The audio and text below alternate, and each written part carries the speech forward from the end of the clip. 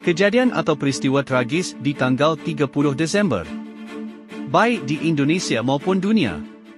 Wafatnya Gus Dur, 30 Desember 2009. Abdurrahman Wahid, Presiden RIK 4, meninggal dunia di Rumah Sakit Cipto Mangunkusumo akibat komplikasi gagal jantung dan strok pada usia 69 tahun.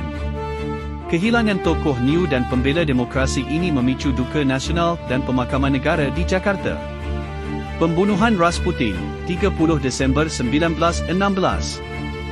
Grigory Rasputin, penasihat mistis Tsar Nikolai II, dibunuh oleh sekelompok bangsawan Rusia termasuk Pangeran Felix Yusupov di Petrograd, sekarang St. Petersburg, setelah diracun, ditembak, dan ditenggelamkan di Sungai Neva.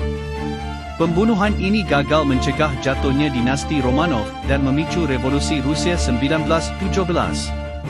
Tragedi Jamban Erfurt, 30 Desember 1184.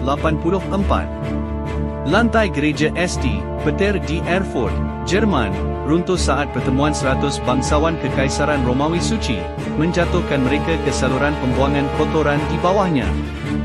Sekitar 60-100 orang tewas tertenggelam dalam tinja. Insiden ini terjadi di tengah konflik politik antara Raja Henry VI dan uskup lokal. Penggulingan Raja Michael I, 30 Desember 1947.